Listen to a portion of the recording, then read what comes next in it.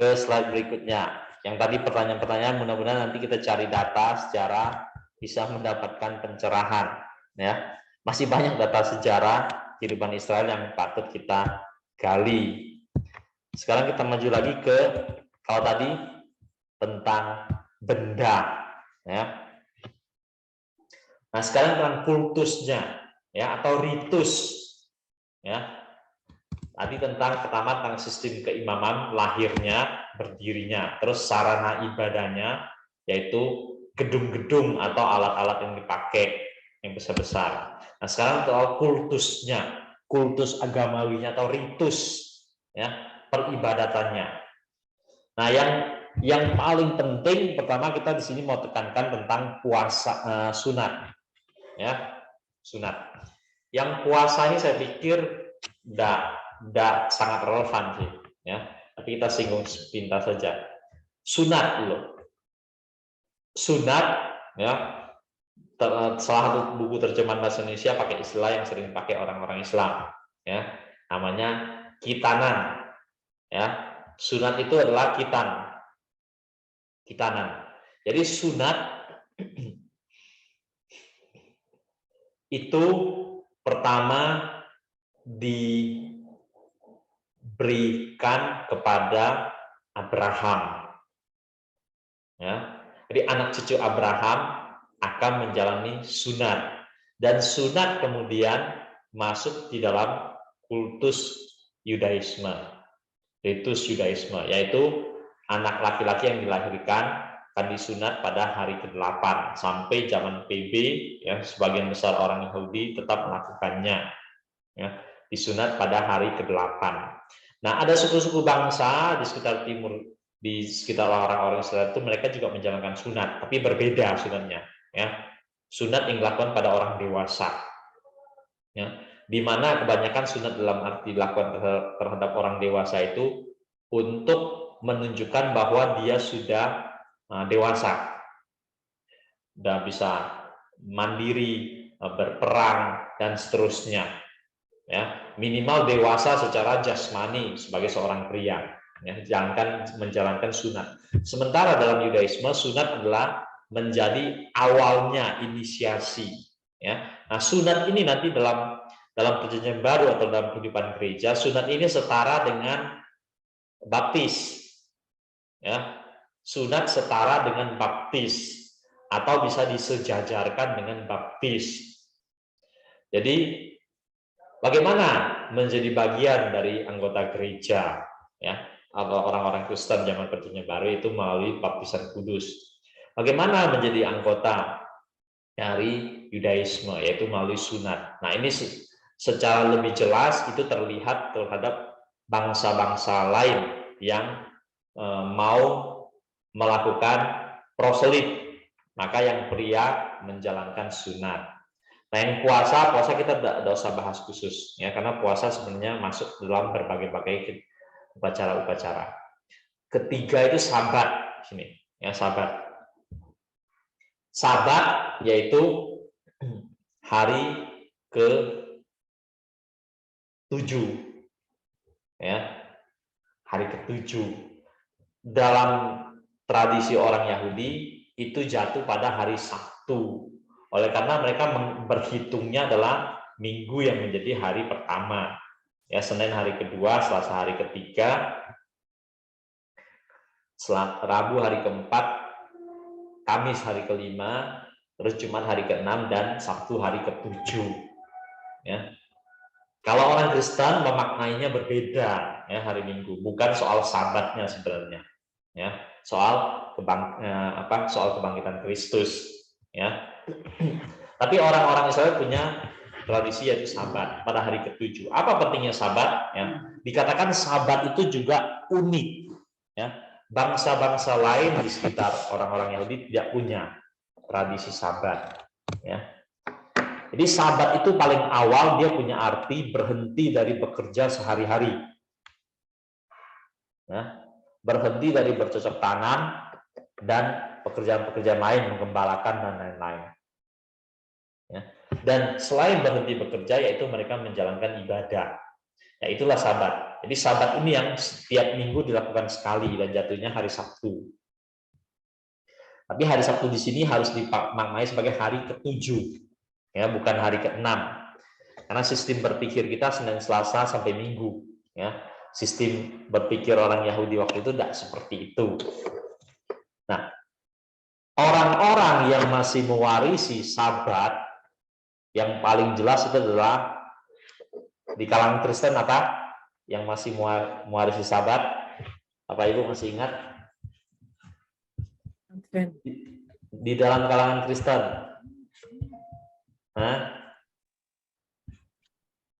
Advent, Mbak.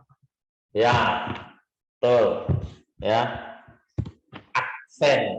Kan seringkali ada namanya lebih khusus lagi.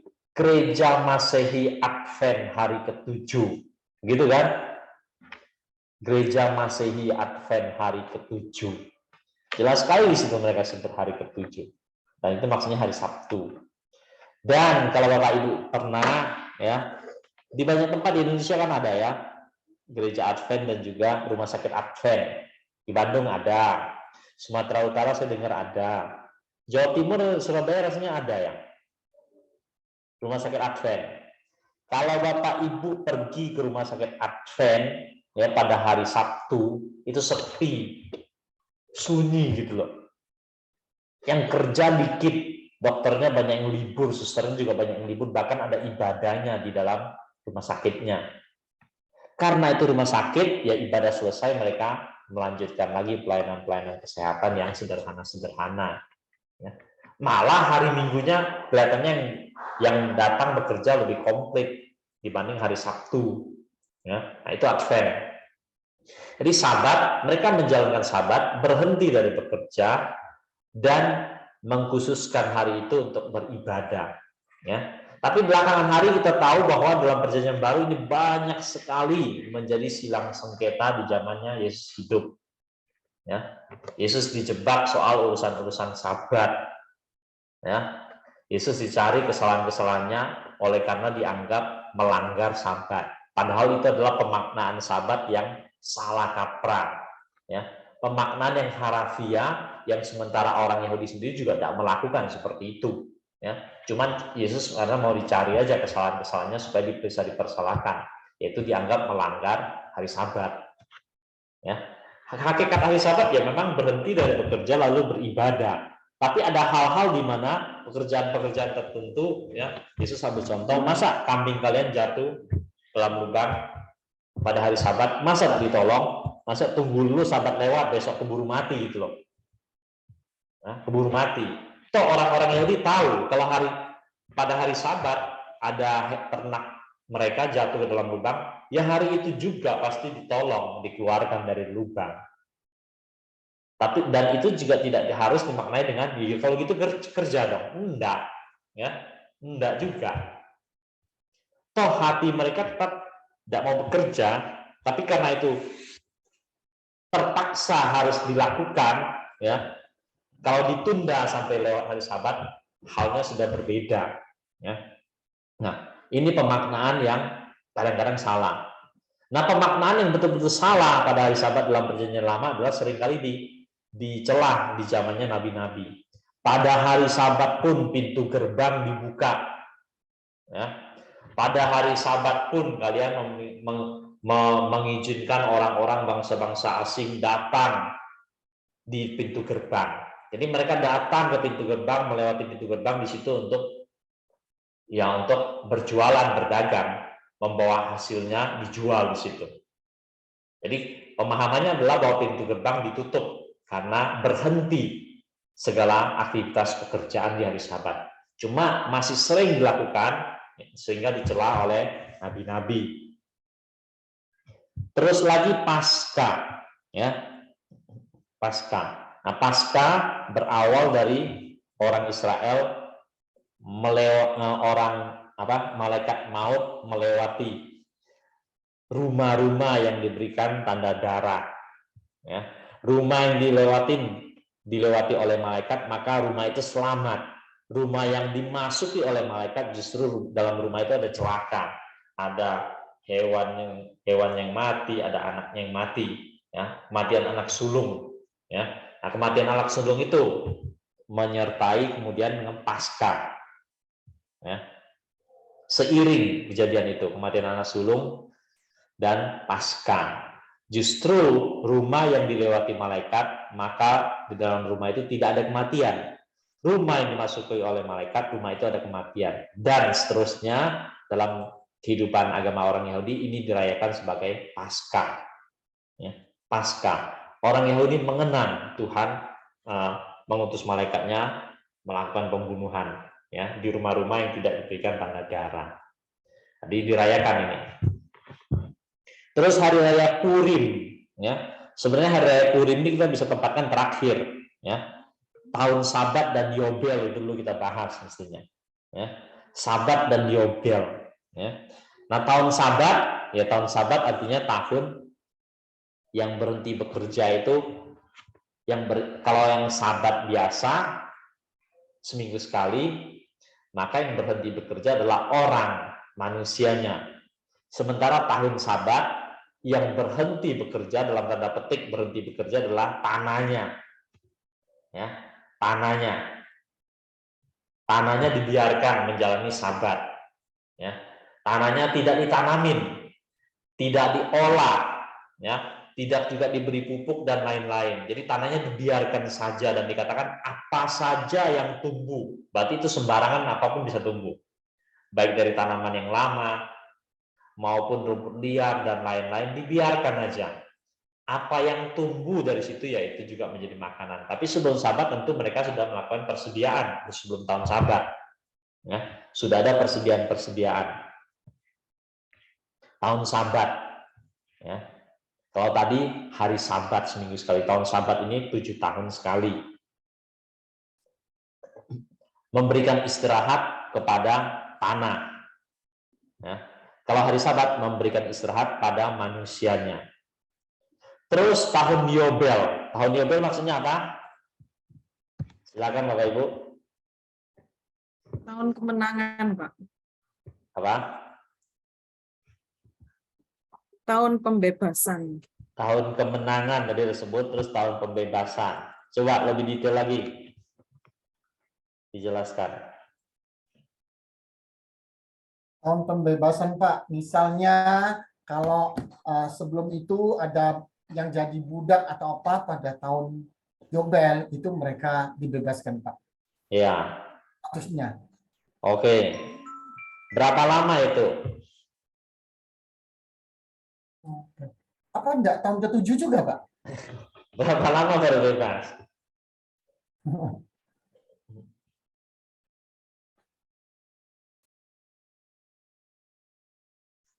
Berapa lama baru bebas?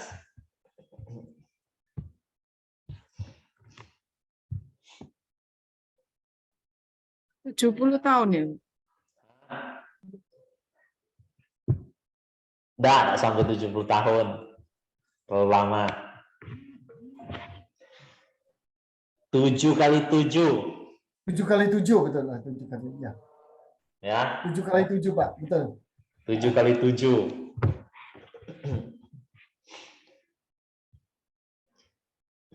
Tahun Sabat itu seringkali kan didiskusikan bersama dengan tahun Yobel.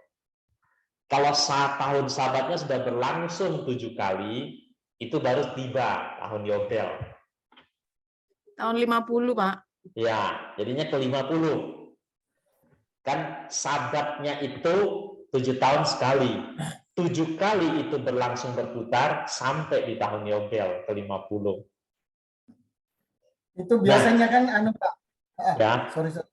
Biasanya bukan hanya budak, Pak, juga tanah, Pak, dikembalikan, Pak. Betul, Ya. Pak? Ya. Jadi itu kita juga perlu ingat. Bukan hanya budaknya mengalami pembebasan, mendapatkan pembebasan. Tanah-tanah yang dijual itu juga dibebaskan atau dikembalikan. Dalam tanda petik, sistem tahun Sabat, tahun Yobel ini memberikan perlindungan bagi budak dan memberikan perlindungan bagi orang miskin. Setelah sampai waktunya, budak itu akan bebas menjadi orang merdeka. Ya. Kalau saudara bandingkan dengan perbudakan model di Amerika, Afrika, sangat celaka. Ya, sangat celaka. Dan juga kalau saudara bandingkan dengan sistem jual beli di zaman di negara-negara kapitalisme juga sangat celaka. Mungkin saudara bisa mengatakan lebih mending dikit lah soal jual beli tanah dibanding soal jual beli manusia. Ya bisa saja begitu. Tapi juga dalam tanda petik mau dibandingkan dengan kultus agamawi orang-orang Yahudi, itu pun cukup celaka jual beli tanah. Ya. Kalau dalam sistem tahun Sabat, tahun Yobel, sudah jelas. Nanti tanah itu juga akan kembali. Jadi apa sebenarnya yang terjadi di situ? Kalau kita mau kembangkan dengan sistem modern sekarang, di sana hanya ada penjualan tanah pada kalangan orang-orang Yahudi, hanya dipahami oleh Tuhan sebagai penjualan dalam arti hak guna pakai. Ya, jadi dijual, digunakan, dipakai sampai tahun Yobel tiba, ya dikembalikan, selesai hak guna pakainya. Ya. Tadi HGB gitu loh. Ya, kalau kita bicara rumah zaman sekarang jadinya HGB. Bukan kepemilikan tapi HGB. Ya.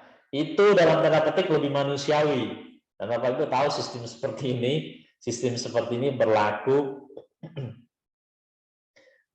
di rumah-rumah di China. Ya, rumah-rumah di China yang dijual belikan, terutama bangunan bertingkat, baik yang non apartemen maupun apartemen, ya menurut aturan sih katanya 70 tahun itu akan balik menjadi milik negara. Ya.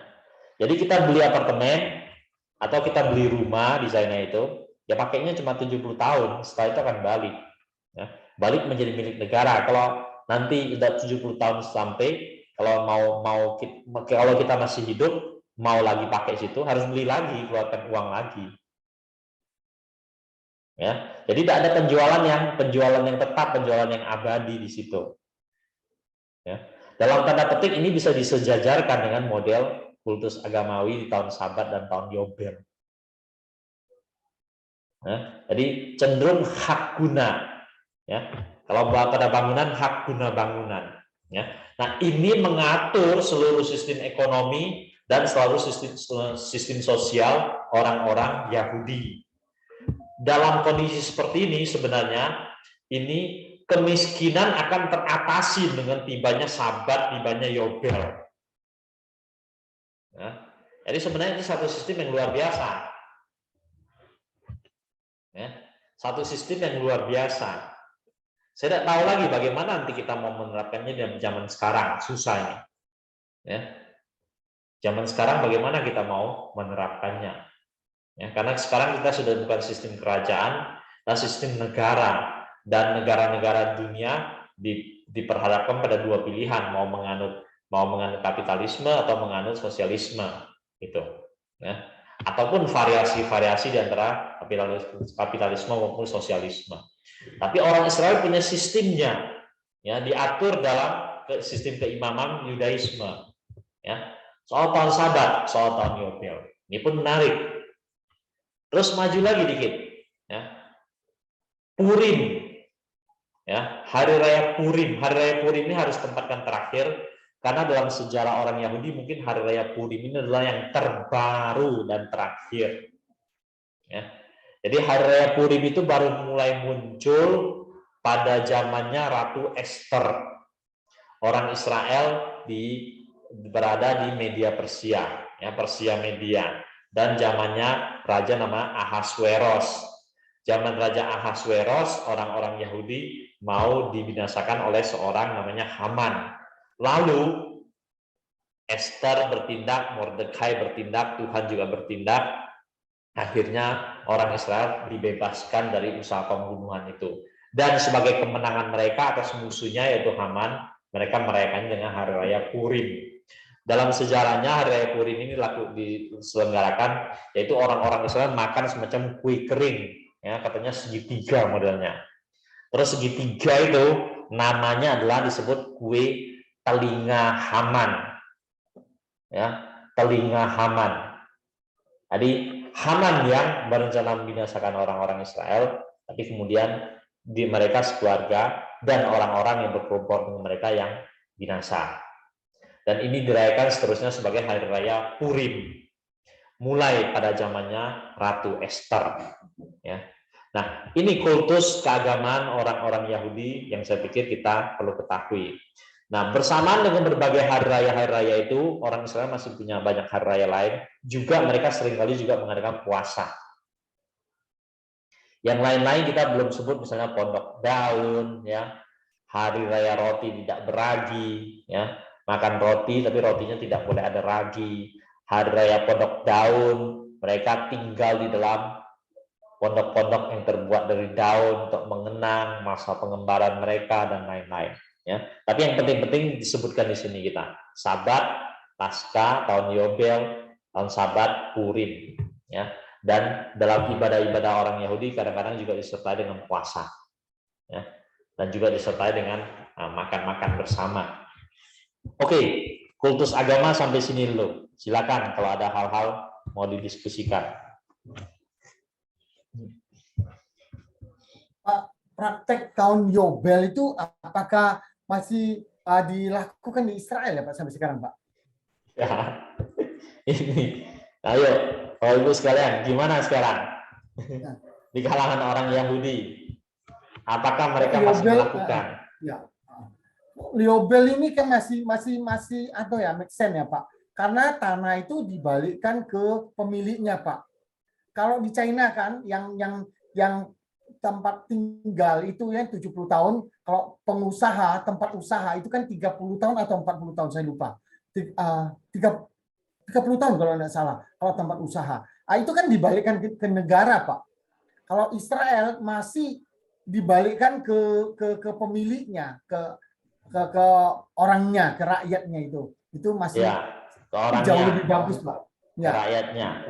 Ya. Hanya tidak tahu prakteknya apakah masih sampai sekarang, Pak. Iya. Ada yang pernah baca hal-hal ini? Ya. Saya sih belum membaca di zaman Israel, negara Israel modern sekarang, apakah tahun Sabat, tahun Yobel ini masih bisa dikerjakan, ya, masih bisa atau mereka masih terapkan, atau bagaimana mereka melaksanakannya, ya.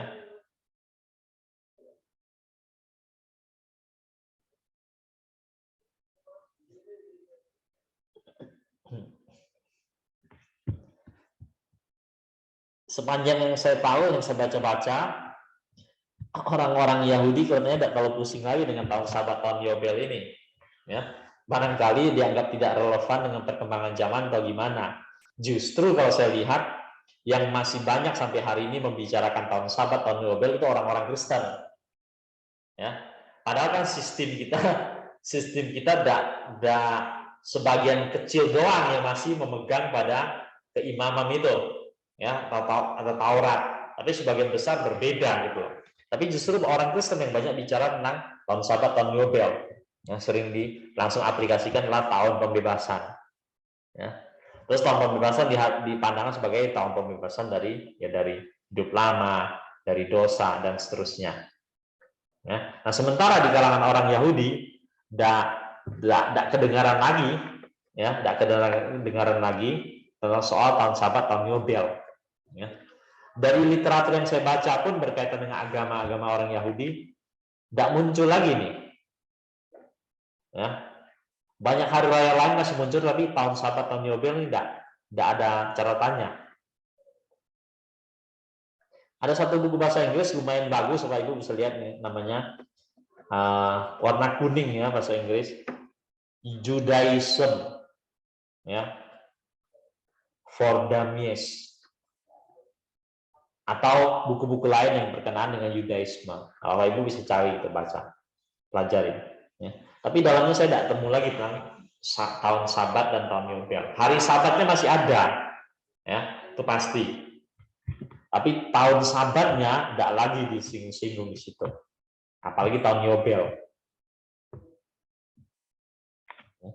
Heran juga, kita tahu orang Israel sangat ritus ya. sangat ritual, tapi untuk hal ini dalam tanda petik mereka juga melakukan modernisasi. Susah ya di zaman modern ini.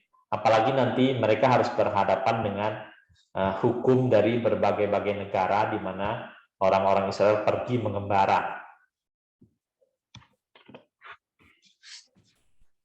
Ali, Ya, dalam konteks sejarah maupun konteks saat ini itu kan kalau dari kultus agamawi Israel itu Yahudi atau Yudaism itu Paskah itu merupakan saat di mana mereka merayakan ya pembebasan itu. Kemudian dalam konteks sekarang itu ziarah yang ke Israel itu apa ada kaitannya sehingga secara konteks sekarang ini dipakai. Kalau pada waktu itu memang Israel merayakan sehingga ada perjalanan mereka harus berkumpul dari orang-orang Israel 12 suku yang terpecah-pecah, mereka berkumpul setahun sekali di waktu Paskah, dan pada waktu Tuhan Yesus itu berdiri kemudian menyatakan tentang bahwa ada aliran air di dalam dirinya itu kan. Tapi kemudian dalam konteks sekarang diganti dengan ziarah ya. Jadi kekristenan sekarang mengkultuskan kemudian bahwa ada ziarah ke Israel. Jadi seakan-akan kalau belum ke Israel maka kita belum mantap gitu ya, belum menjadi ini ya, menjadi Kristen yang apa, Kristen yang lengkap gitu atau gimana gitu. Menurut Pak Ali gimana dalam kaitannya dengan kultus itu ya? oke, silakan Bapak Ibu, gimana? Mungkin nggak seperti itu Pak Bastian. Ya. Kita Indonesia, ya sorry lah ya, gereja-gereja tertentu saja. Karena apa? Itu unsur bisnisnya sangat tajam sekali, sangat tinggi sekali. Sehingga ada gereja tertentu atau anggota gereja tertentu itu terprovokasi. Tidak seperti itu sebenarnya. Saya berapa kali diminta tolong untuk bawa rombongan, saya tidak mau. Walaupun saya pernah secara pribadi pernah ke sana bawa rombongan, ya pernah. Tapi kalau kami atas nama gereja segala, karena unsur bisnisnya sangat besar sekali. Ya, kita diprovokasi bukan hanya ke Israel, kadang ke Korea. Sekarang terakhir saking kena pandemik dan ada perang segala, kita diprovokasi juga untuk melihat ke 7 gereja. Nah, itu semua unsur bisnisnya total. Sehingga kalau ya bukan dengan apa namanya siara sih ya, itu yang dimunculkan ya untuk agama apa. Itu hanya unsur bisnis saya pikir ya. Tetapi hamba-hamba Tuhan ya, saya kurang tahu. Kalau kami memang ada peringatan keras ya dari gereja kami. Saya sendiri pun walaupun pernah, wah enak pokoknya kalau bisa jadi pemimpin, nanti saya kasih tahu ke saya itu apa aja yang bisa kita dapatkan. Mulai dari berangkat sampai per orang kita dapat, sampai nanti bagaimana memprovokasi orang-orang yang ada di sana. Kita Tuhan, kita beribadah, kita berikan yang terbaik diberikan pada kita yang memimpin.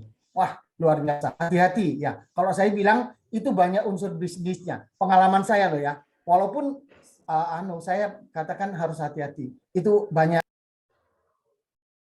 Ya, silakan Bapak Ibu sekalian.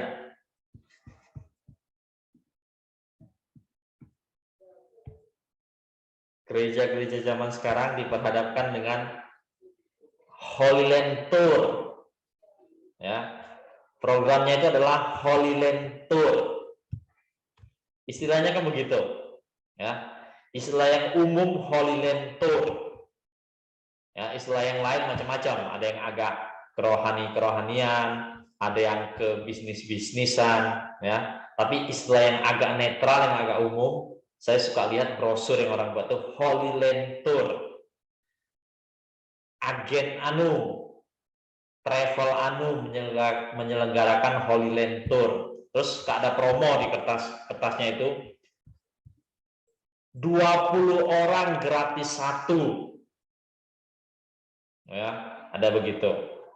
Kalau Bapak Ibu bisa cari 20 orang, Bapak Ibu dapat gratis 1, bisa pergi gitu loh. Dan lain-lain lagi ya, yang lebih detail yang Pak Alex tadi sebutkan. Saya pernah dengar Jakarta ada orang bilang, nanti pembiayanya begini-begini, apa pembagiannya begini-begini, sampai sana masuk lagi ke tempat tertentu, masuk lagi ke toko souvenir, belanja ini, belanja itu, nanti ada pembagiannya begini-begini ya. Saya pernah dengar sebelum pandemi corona ya.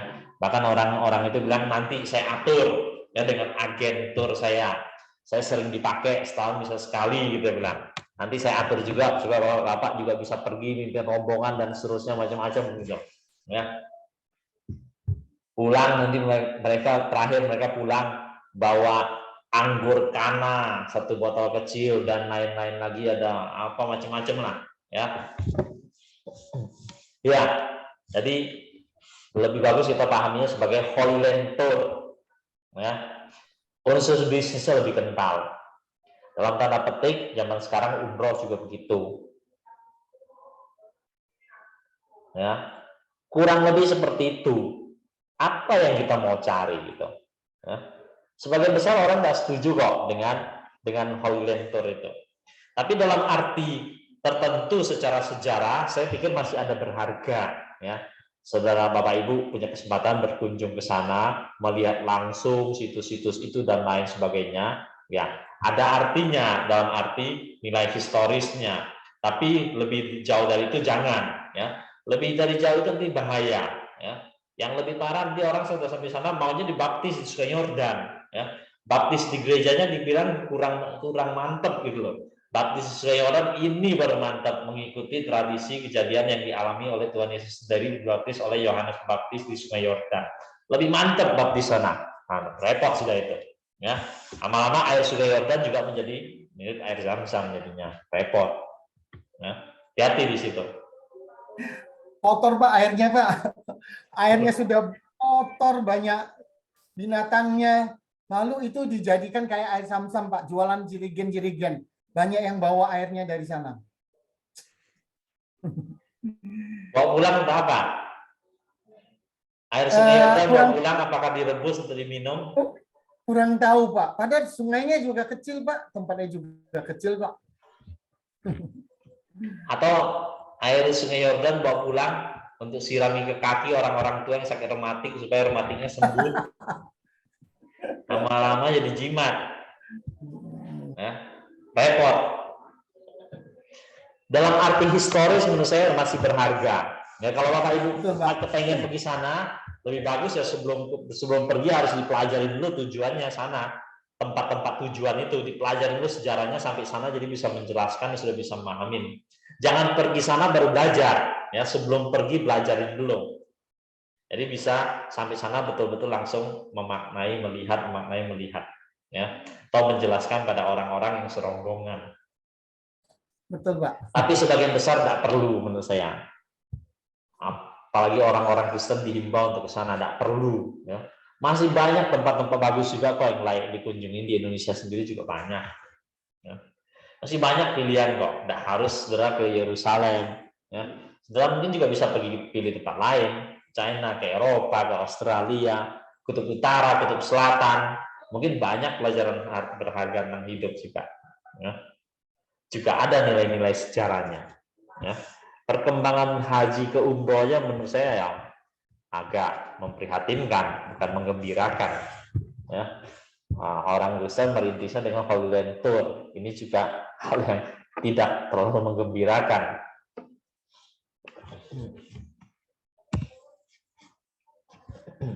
Oke, jadi tadi mudah-mudahan beberapa pandangan-pandangan ini sudah menjawab pertanyaan dari siapa tadi Pak